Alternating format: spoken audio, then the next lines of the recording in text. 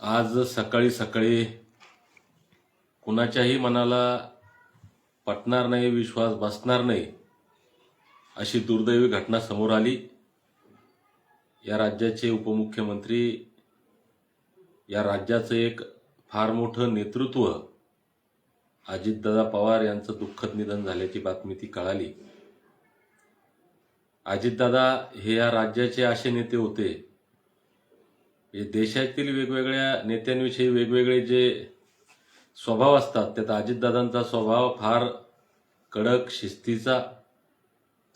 एखादं काम होत असेल तर हो म्हणणारे, नाही असेल तर नाही म्हणणारे, कुणाला त्यांच्या बोलण्याचा राग येतो न येतो याचा कसलाही विचार न करणारे, त्यांचं मत स्पष्टपणे मांडणारा एक निर्भीड नेता, दूरदृष्टी असलेला नेता आज आपल्यातून हरवला।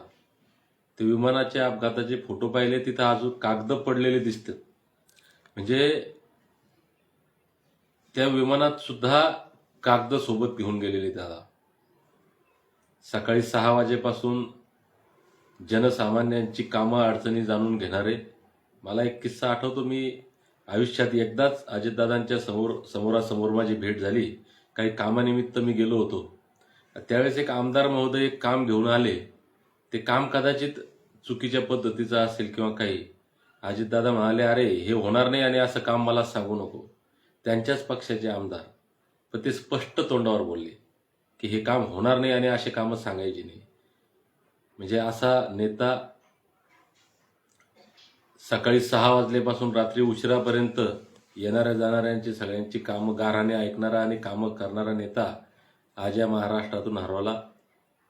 स्वर्गीय विलासराव देशमुख असतील, मुंडे साहेब असतील, आबा असतील, राजीव सातव साहेब असतील, हे एक मोठे मोठे नेते की या महाराष्ट्राला सामाजिकदृष्ट्या, राजकीयदृष्ट्या विकसित महाराष्ट्र घडण्यासाठी फार मोठं योगदान या लोकांचं होतं आणि राहिलं असतं। असे लोक आपल्यातून हिरावून गेले।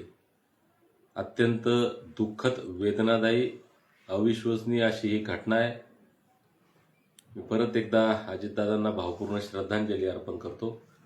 त्यांच्या आत्म्यास शांती मिळो, त्यांच्या कुटुंबांना, त्यांच्या सर्व कार्यकर्त्याला आणि महाराष्ट्रातल्या एकूणच जनतेला या दुःखातून सावरण्याची ईश्वर शक्ती देवो।